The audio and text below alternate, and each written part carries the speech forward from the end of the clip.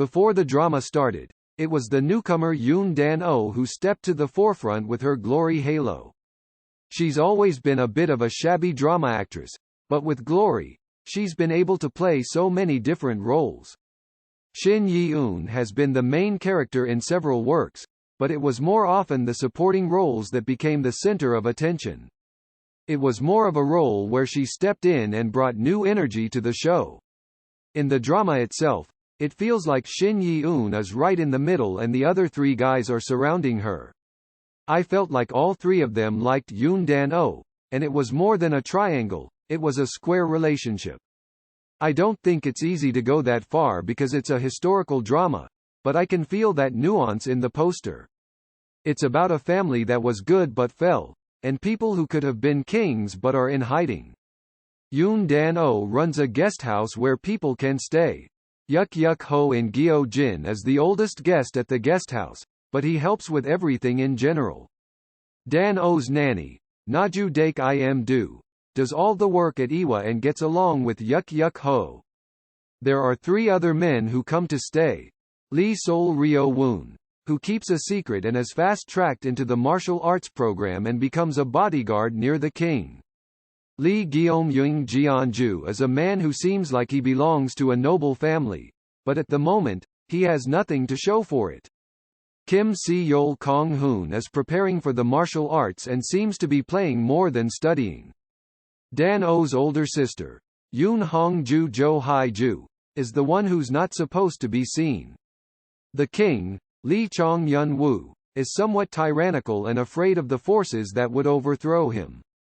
He's especially afraid that Lee Sol will show up, so Jang Tae-wa Man Sok is trying to get rid of him. Shin Won-ho Lee Gui-sang, a leftist politician, is also after Yi Sol, but he's actually trying to get rid of him. He doesn't like the king because all he believes in is the country, so he wants to find the real king. This is roughly how the drama unfolds, with each of them keeping secrets. They're all at the palace, but they're all smiling at each other and having a good time, but they don't want anyone to know what they're really thinking. Things get really complicated when Yi Sol tries to catch Dan-oh when he realizes that they met when they were younger. The drama is unfortunately not doing very well in the ratings, with no real twists. There's not much tension, and the romance part doesn't feel romantic to the viewers. I think that's why the ratings were somewhat poor. Above all, the main character Shin Yi-eun's charm was not properly utilized. Even though he's the main character, he doesn't feel like he's leading the drama. Even though she's at the center, she feels like she's constantly being dragged into situations rather than doing and creating something. I think this is one of the reasons why it was a bit difficult for the viewer to feel emotionally involved and immersed in the drama. Especially as the drama progresses, I'm used to having a clear protagonist and a supporting role. The further back you go, the more you realize that Yi Sol is the male protagonist, but the overall role distribution is similar. The whole drama was about chasing her, trying to hide, and someone taking her place. In the process, it should be full of tension and immersion, but honestly, I watched it without thinking much. It should have made me want to wait for the next episode and watch it, but it didn't. It would have been much more interesting if the drama had been more poignant like the title, The Secret Romantic Guest House.